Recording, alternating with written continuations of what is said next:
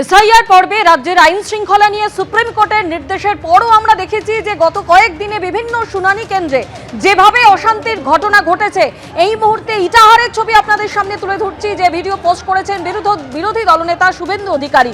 SIR আতঙ্কে মৃত্যুর অভিযোগে ইটাহারে শুনানি কেন্দ্রে ভাঙচুর।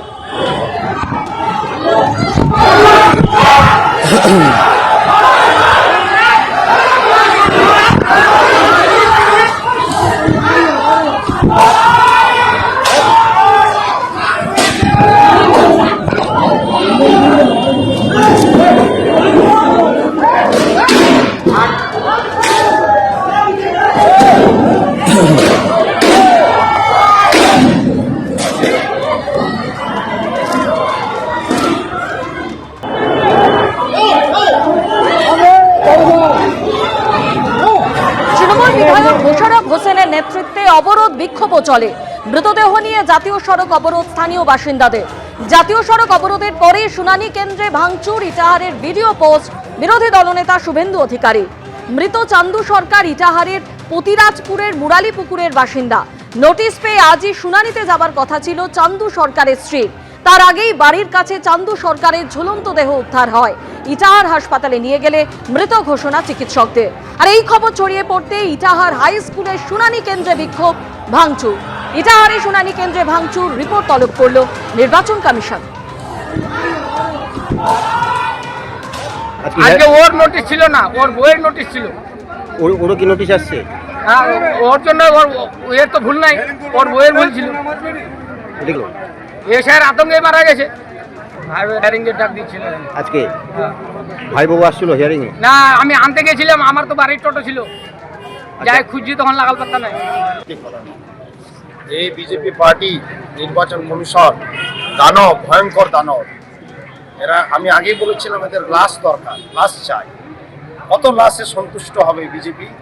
এদের দোসর কংগ্রেস আর এই নির্বাচন কমিশন। এদের শেষ দেখা না পর্যন্ত আমরা ছাড়বো না। আমি ইটাহারবাসীকে বলবো, আপনারা ধৈর্য রাখুন, কেউ আত্মহত্যার পথ বেছে নেবেন না। আমি আপনাদের ভাই বন্ধু সন্তান আত্মীয় স্বজনের মতো আমরা লড়ছি, পরিশ্রম করছি, খাওয়া দাওয়া ঘুম আমাদের নেই। একটা ভোটাধিকার বাদ যাবে না। আপনারা ভরসা রাখুন, আস্থা রাখুন আমার প্রতি, সরকারের প্রতি। গত 14ই জানুয়ারি ফারাক্কার বিডিও অফিসে ঢুকে তাণ্ডবের ঘটনা, যে ঘটনায় নেতৃত্ব দিয়েছিলেন মনিরুল ইসলাম, এবং তারপর 19 তারিখ একেবারে প্রকাশ্য সভায় তাকে হুমকি দিতে দেখা যায় নির্বাচন কমিশনের বিরুদ্ধে। আর এই প্রসঙ্গে শুভেন্দু অধিকারী ঠিক কি বলছেন শুনুন। যেখানে DGP Rajeev Kumar, chief secretary Nandini Chakraborty, CP Kolkata Manoj Verma ED অফিসারদের উপর হামলা করায় উপস্থিত থাকে, ফাইল চোর, মোবাইল ফোন চোর, ল্যাপটপ চুরি করতে মুখ্যমন্ত্রীকে সাহায্য করেন, সেই রাজ্যে পুলিশের কাছ থেকে এই ধরনের ব্যবহার পাবেন। পুলিশকে পুরোপুরি গুন্ডা এবং জামাতে পরিণত করেছে। মুখ্যমন্ত্রী নিজে অন ক্যামেরা বিধানসভার ফ্লোরে দাঁড়িয়ে বলেছেন, ভোট এলেই শাহজাহানের পিছনে ওরা লড়ে।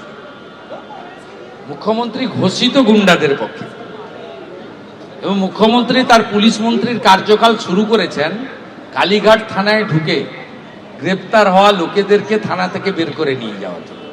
অর্থাৎ যেই রাজ্যের পুলিশ মন্ত্রী ক্রিমিনালদের থানা থেকে বের করে আনেন, সেই রাজ্যে তার সৈনিক যারা আছে, একই স্কুলে তো দুরকম ছাত্র হয় না।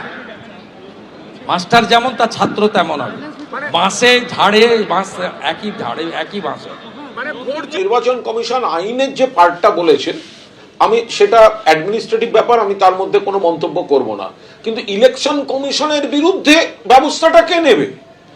ইলেকশন কমিশন তো এই গোটা আগুন নিয়ে খেলাটা তো ইলেকশন কমিশন খেলছে। বিজেপিকে রাজনৈতিকভাবে সুবিধা দিতে বিজেপির নির্দেশে এই যে নামবাদের খেলা, মানুষকে হয়রানি করার খেলা, হয়রান হয়রান হয়রান, বারবার ডেকে পাঠানো, ছোটখাটো কারণে ডেকে পাঠানো, এই যে হয়রান করা বয়স্কদের, অসুস্থদের, তো এইগুলো এর জন্য ইলেকশন কমিশনকে তো সুপ্রিম কোর্টের রায় প্রমাণিত যে ইলেকশন কমিশন আমাদের কথা শুনছিল না, মমতা বন্দ্যোপাধ্যায় প্রত্যেকটা পয়েন্ট তুলেছিলেন, সুপ্রিম কোর্ট মান্যতা দিয়েছে। এখন ইলেকশন কমিশনের বিরুদ্ধেই তো ব্যবস্থাটা হওয়া দরকার। একদিকে আপনারা দেখলেন যে নির্বাচন কমিশনের দেওয়া ডেডলাইন পেরিয়ে গেলেও এখনো মনিরুল ইসলামের বিরুদ্ধে কোনো এফআইআর দায়ের হলো না। আর অন্যদিকে এই ঘটনায় এর আগেই যে 6 জনকে গ্রেফতার করা হয়েছিল তাদের জামিনের পর বীরের সম্বর্ধনা দেওয়া হলো।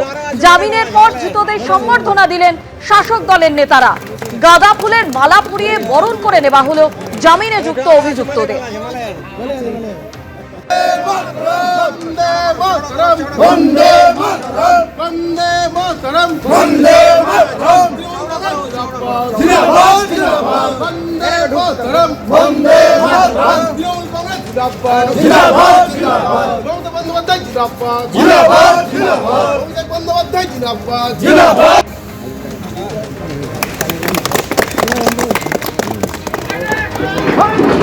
আমাদের বিধায়কের নেতৃত্বে এরা গেছিল আর কি সেদিন আন্দোলন করতে। কিছু অনভিপ্রেত ঘটনা সেদিন ঘটেছে, যেটা হয়তো না ঘটলেই ভালো হতো।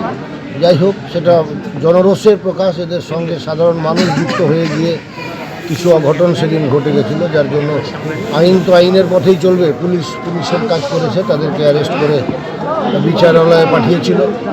আজ বিচারপতি তাদের মানে অপরাধের মাত্রা অনুযায়ী আজকে তাদের জামিন মঞ্জুর করেছে। আমরা আইন ব্যবস্থার প্রতি সম্মান রাখছি, শ্রদ্ধা রাখছি। আইন আইনের পথে চলবে। এসআইআরের যে মানুষদের হয়রানি, যে অনেক প্রতিবাদমূলক, যে অর্ধেক মানুষেরই নাম বাদ হয়ে যাচ্ছে, দ্বিতীয়বার তৃতীয়বার হিয়ারিংয়ে ডাকছে, যে মানুষ হয়রানি হচ্ছে, তার প্রতিবাদে গিয়েছিলাম। অনেক ব্লক নেতৃত্ব আমাদের সাথে টোটাল জড়িয়ে। এবিপি আনন্দ, এগিয়ে থাকে, এগিয়ে রাখে।